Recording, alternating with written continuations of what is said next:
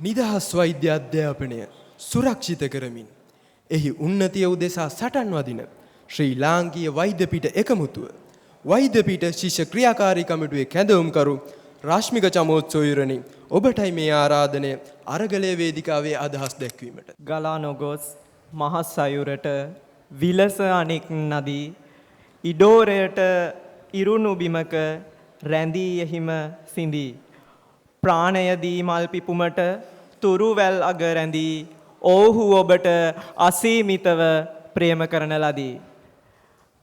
වෙනුර එදිරිසිංහ සහෝදරයාගේ ආදරණීය මෑණියනි, පද්මසිරි ත්‍රිමාවිතාන සහෝදරයාගේ ආදරණීය සහෝදරයා ඇතුළු එවැගේම සුගත් අශෝකද සිල්වා සහෝදරයාගේ ආදරණීය සහෝයුරාණන් ඇතුළු අද අප මෙතන සමරන ශිෂ්‍ය වීරයන්ගේ ආදරණීය ඥාතිවරුනි, එවැගේම අන්තර් විශ්වවිද්‍යාලීය ශිෂ්‍ය බල මණ්ඩලයේ කැඳවුම්කරු, එවැගේම ලාංකීය ශිෂ්‍ය ව්‍යාපාරය නියෝජනය කරන අනෙකුත් මහා ශිෂ්‍ය සංගම්වල සහෝදරවරු, එවැගේම වෛද්‍ය පීඨ ශිෂ්‍ය ක්‍රියාකාරී කමිටුව නියෝජනය කරන කොළඹ වෛද්‍ය පීඨය ඇතුළු මෙරට සමස්ත වෛද්‍ය පීඨවල අද මෙතනට පැමිණිලා ඉන්න මාගේ ආදරණීය සහෝදර සහෝදරියනි, ඒ වගේම අද මේ අරගලය 2024 සංවිධානය කරලා අපේ ශිෂ්‍ය වීරයෝ සමරන්න අවස්ථාවක් හදලා දීපු ඒ සඳහා කැප වුණු කොළඹ වෛද්‍ය පීඨයේ මාගේ ආදරණීය සහෝදර සහෝදරියනි, අපි වසරක් පාසා මෙරටේ ශිෂ්‍ය වීරයෝ සමරනවා ශිෂ්‍ය ව්‍යාපාරයේ විදිහට. අපිට ශිෂ්‍ය වීර දිනයක් තියෙනවා. ඒ වගේම මෙරටේ වෛද්‍ය පීඨ වශයෙන් ගත්තොත් කොළඹ වෛද්‍ය පීඨය අරගලය විදිහටත්, රාගම වෛද්‍ය පීඨය විරුමල් සුවඳ විදිහටත් ශිෂ්‍ය වීර දින සමරුම් කරනවා.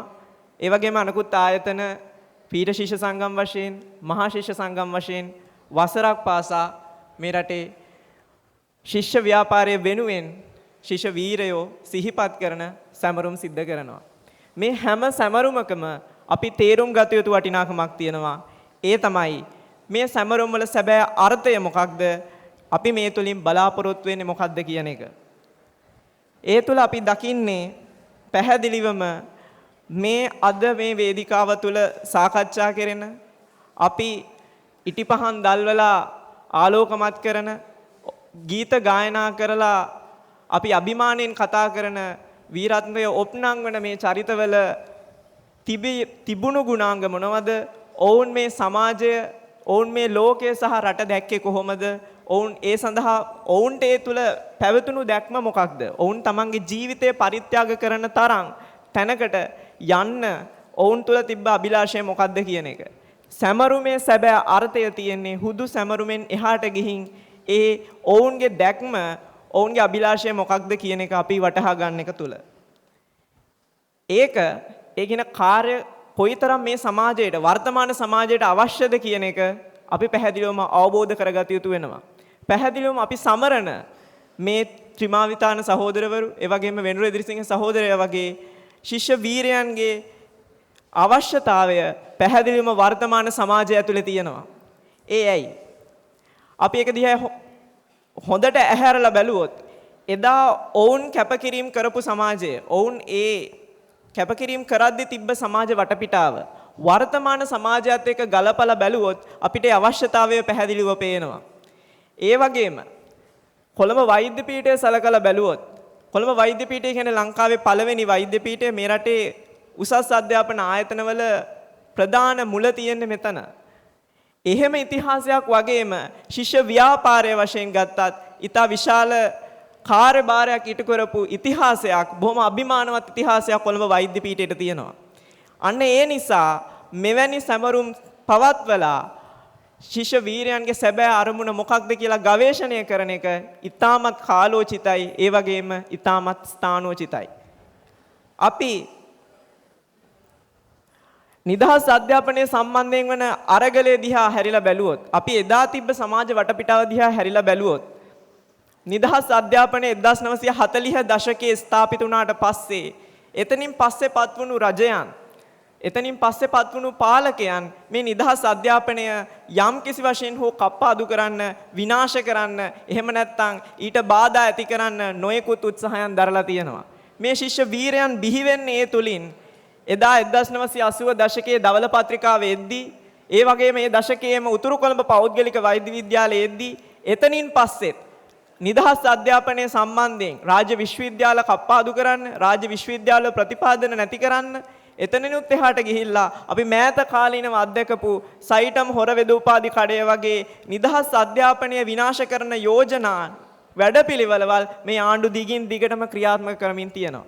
එතකොට අන්න ඒ සටන් ඇතුලෙන් අපි දැක්කා නිදහස් අධ්‍යාපනය කියන්නේ මොකක්ද? ඒ නිදහස් අධ්‍යාපනය අපි ආරක්ෂා කරගන්න ඕනේ ඇයි කියන එක. ඒ වගේම අපි වර්තමානයේ දිහා හැරිලා බැලුවොත්, වර්තමාන අධ්‍යාපන ක්‍රමවේදය දිහා හැදිලා බැලුවොත්, එතනිනුත් අපි උසස් අධ්‍යාපනය වෙන් කරලා ගත්තොත් මේ වෙද්දී මේ රටේ වෛද්‍ය අධ්‍යාපනය සැලකපුවාම මේ රටේ අලුතෙන් ස්ථාපිත කරපු වෛද්‍ය පීඨවල සැලකිය යුතු ගැටලු ප්‍රමාණයක් තියෙනවා. විශේෂයෙන්ම සබරගමුව, වයඹ, මොරටුව සහ වෙල්ලස්ස වෛද්‍ය පීඨවල. ඒ වගේම සියලුම වෛද්‍ය පීඨ සැලකුවොත් අඩු වැඩි වශයෙන් ආචාර හිඟය, අධ්‍යයන සුබසාධන ගැටලු පවතිනවා.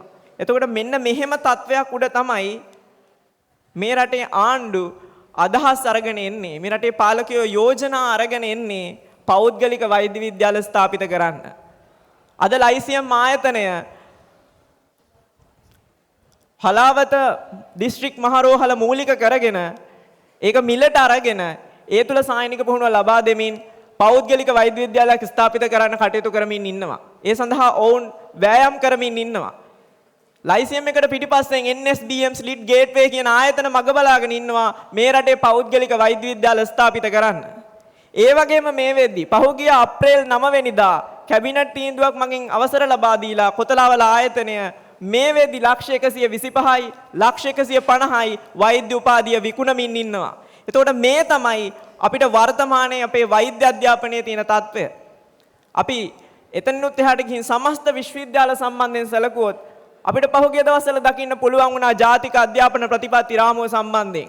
පාසල් අධ්‍යාපනයේ ඉඳලා විශ්වවිද්‍යාල අධ්‍යාපනයේ දක්වා තියෙන සමස්ත අධ්‍යාපන ක්‍රමවේදයම පෞද්ගලීකරණය කරන්න, ඒ තුල මුදලට අධ්‍යාපනය ලබා දෙනවා කියන එක තීරණය කරන්න ඉඩ දෙන යෝජනා ඒක ඇතුළේ ඇතුළත් වුණා. එතකොට එදා සමාජය සහ අද වර්තමානයේ අපි මුණ දෙන අභියෝග සැලකුවොත් මේවා බොහෝ විට එක සමානයි. අන්න ඒ නිසයි මේ සමාජය තුළ වෙනුරලා ත්‍රිමාලා වගේ අභිමානවත් නායකයෝ, නිවැරදි දැක්මක් සහිත නායකයෝන්ගේ අවශ්‍යතාවය පැහැදිලිව තියෙන්නේ. ඒ අවශ්‍යතාවය සපුරන්න නම් නිදහස් අධ්‍යාපන සංකල්පය නිවැරදිව හඳුනාගත යුතු වෙනවා. ඒ හඳුනා ගැනීම උදෙසා මේ වගේ වැඩසටහන් විරුසැමරුම් වඩාත් ඉවහල් වෙනවා, ප්‍රයෝජනවත් වෙනවා. අපි ඒ වටිනාකම ළඟා කරගත යුතුයි. නිදහස් අධ්‍යාපනය සම්බන්ධයෙන් සාකච්ඡා ගොඩනගද්දී ඒ කාලෙත් අධ්‍යාපනය සම්බන්ධයෙන් විවිධ මතිමතාන්තර තිබ්බා. නිදහස් අධ්‍යාපන සංකල්ප සම්බන්ධයෙන් විවිධ මතිමතාන්තර තිබ්බා. අපි අද සමරන වෙනුර ත්‍රිමා සහෝදරවරුන්ටත් ඒ වගේම අභියෝග වලට මුහුණ දෙන්න සිද්ධ වුණා. උතුරු කොළඹ වෛද්‍ය විද්‍යාලය ගැන සාකච්ඡා වෙද්දී උතුරු කොළඹ කියන එක ජනසතු කරන්න ඕනේ. එහෙම නැත්නම් උතුරු කොළඹ සම්බන්ධයෙන් විරෝධතාවය ගොඩනගන්න ඕනේ. ඇයි කියන එක ප්‍රශ්න කරද්දී ඉදිරිපත් වුණු අදහස් තිබ්බා අපිට උතුරු කොළඹත් එක්ක ප්‍රශ්නයක් නැහැ. උතුරු කොළඹ වෛද්‍ය පීඨයේ වෛද්‍ය උපාධිය දෙන එකයි අපිට තියෙන ගැටලුව කියන එක.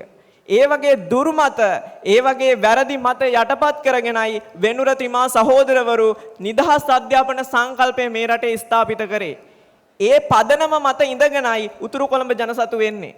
එතනින් පස්සෙත් සයිටම් ජයග්‍රහණය කරන්නෙත්, කොතලාවල පනත පරාජය කරන්නෙත්, මේ ශිෂ්‍ය ව්‍යාපාරයේ මේ තාක් ආපු සෑම සටනක් ජයග්‍රහණය කරන්නෙත් නිදහස් අධ්‍යාපන සංකල්පය නිවැරදිව හඳුනා ගන්න එක මත. අපිට වර්තමාන සමාජය ඇතුලෙන් නිදහස් අධ්‍යාපනය සම්බන්ධයෙන් විවිධ නිර්වචන ඇහෙනවා.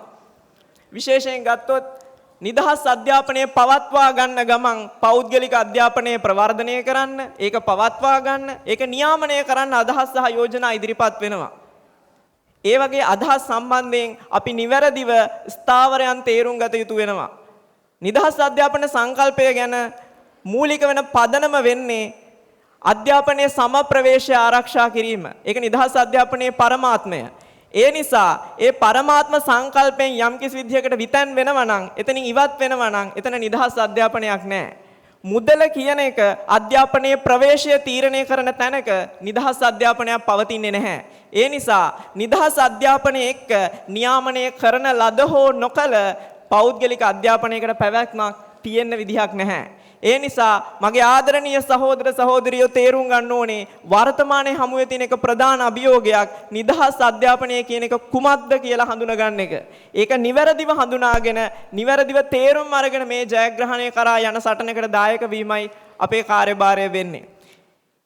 ඒ වගේම විශේෂයෙන්ම වර්තමානයේ තියෙන අධ්‍යාපන අභියෝග සලකද්දී මම හිතන්නේ කොළඹ වෛද්‍ය පීඨයේ පීඨාධිපතිතුමා සඳහන් කරා අධ්‍යාපනය සම්බන්ධයෙන් එතුමාගේ තියෙන යෝජනා සම්බන්ධයෙන් යෝජනා පිළිබඳව අපි දන්නවා මේ වෙද්දී මම කලින් සඳහන් කළා වගේ මේ රටේ මේ අවුරුදු 150ක් පැරණි කොළඹ වෛද්‍ය පීඨයේ ඉඳලා ලාබාලතම වෛද්‍ය පීඨය වෙන අපි වෙල්ලස්ස වෛද්‍ය පීඨය ගැන සැලකුවොත් සමස්ත වෛද්‍ය පීඨ වලටත් සමස්ත විශ්වවිද්‍යාල පද්ධතියටමත් මේ රජය වෙන් කරන ප්‍රතිපාදන වල තියෙන ගැටලුකාරීත්වය තමයි මම හිතන්නේ අපේ පීඨාධිපතිතුමා කරපු යෝජනා තුලින් පවා දකින්නේ.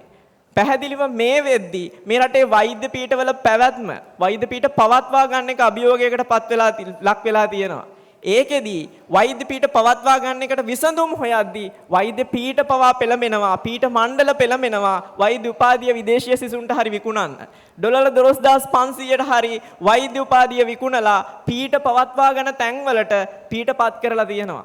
ඒ නිසා පීඨය පවත්වා ගන්න එක එහෙම නැත්නම් වෛද්‍ය පීඨ විශ්වවිද්‍යාල පවත්වා ගන්න එක ගැන සලකද්දී ආයෝජකයන්ගෙන් ප්‍රතිපාදන අරගෙන පවත්වා ගන්නවා කියන එක ඒ තරම් සාධනීය එහෙම නැත්නම් ස්ථිරසාර විසඳුමක් වෙන්නේ නැහැ. මොකද මේ රටේ නිදහස් අධ්‍යාපනයේ ඵල ලැබපු සමාජිකයෝ එහෙම නැත්නම් පුද්ගලයෝ පවා පැහැදිලිවම රජයට බදු ගෙවනවා. එතකොට ඒ ගෙවන බදු හරහා තමයි මේ රටේ නිදහස් අධ්‍යාපනය පවත්වා ගන්නෙ. ඒ ක්‍රමවේදය විධිමත් කරනවා විනා නැතු වෙනත් ක්‍රමවේද වලින් නිදහස් අධ්‍යාපනය පවත්වා ගැනීමේ හැකියාවක් නැහැ. එවැනි විසඳුම් ස්ථිරසාර වෙන්නෙත් නැහැ.